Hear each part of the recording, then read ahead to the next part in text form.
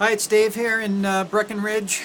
Just thought I'd bring you a little bit of a recap of yesterday's Marathon National Championship in Firecracker 50. Just checking out the view here from my balcony. Breckinridge is just a great place, and it was a festival town yesterday.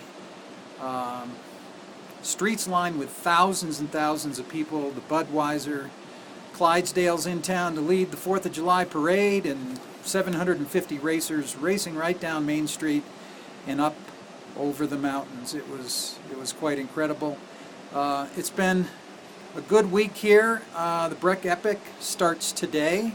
Many of the racers who raced yesterday are going to start the Breck Epic today with a prologue that, as I understand it, is 9 miles long, and it's going to go up to nearly 13,000 feet above the tree line.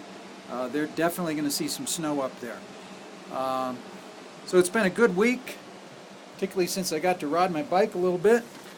I'm going to flip this iPhone around and talk a little bit about the races this weekend. It was pretty incredible. You know, the course, the 25-mile course, the first time I rode it, I have to admit I was a little bit disappointed because there was a lot of pavement, and there was a lot of fire road.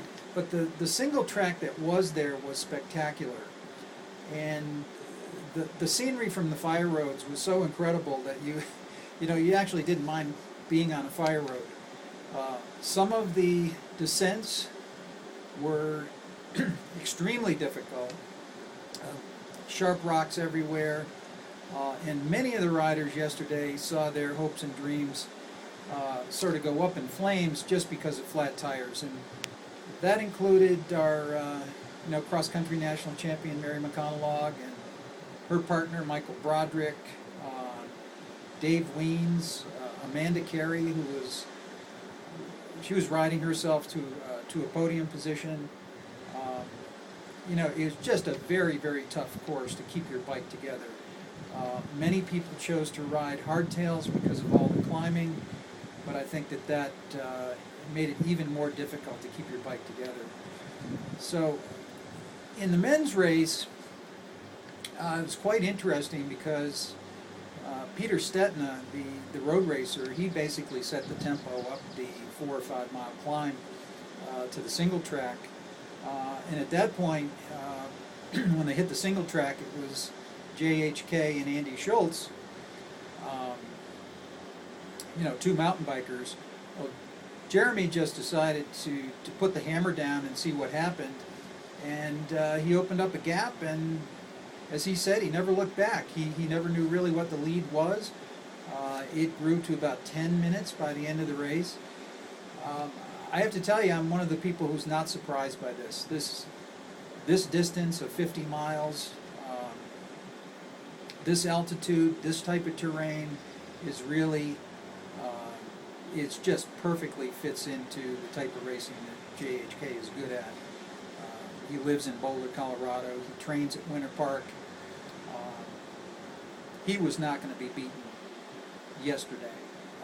Jeremiah Bishop, he didn't have his best day on the bike ever, but he still came up with the silver medal. With a half lap to go, he was in 3rd position behind Peter Stetina, and he brought back Stetina on the descent. Jeremiah is an incredible descender. Jay Henry had a great day. Seemed like he was pacing himself a little bit. He also moved up from 4th to 3rd on that last half a lap, and was quite impressive. Dave Weens, if Dave hadn't had a flat, Jeremiah basically says that Dave would have beaten him. He was riding extremely well. He was on Jeremiah's wheel. He wasn't going to beat JHK, but I think he's going to be very, very tough in this Breck Epic this coming week. So Jeremy rolled through the finish. He got his first national marathon championship. What he didn't realize out on the course was that his wife was doing the same thing, and she was doing it even better. Heather rode into to the finish with a 14-minute gap. I did a quick calculation in my and I think, you know, she had nearly a 3-mile lead coming into the finish. Pua Sawicki, who was her closest challenger, was not feeling well. She'd been sick all week. Pua still took second place. Gretchen Reeves, Krista Park, Amanda Carey, unfortunately, as I said, you know, flatted out of the race. But, you know, there was a lot of good efforts out there yesterday. I think everybody had a good time. The race organization was really incredible. It's been a long time since I've seen this many volunteers out on the course. You know, they did a lot of little things that meant a lot to the racers. They handed out real water bottles rather than cups of water. They had a full meal for the riders when they finished. There's just all those little things add up, and I think, you know, 750 racers went home feeling like they really got their money's worth, and they had a good time. So, looking ahead, you know, we have national championships in 2 weeks. Mary McConnell will be defending her championship. At that point, she will have been at altitude for about 3 weeks, which I think is good for her.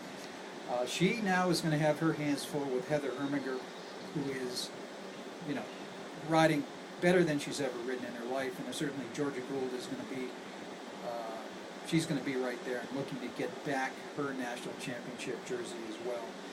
And on the men's side, you know, probably the only guy who could have challenged JHK yesterday was Todd Wells. He did not race, he didn't come, but Todd is certainly going to be a factor at national championships. He and probably Bishop and JHK and of course Adam Craig are all going to duke it out on the slopes at Granby, Colorado. So anyway, that's it here from Breckinridge, and I'll give you one more view of the spectacular scenery. Just unbelievable.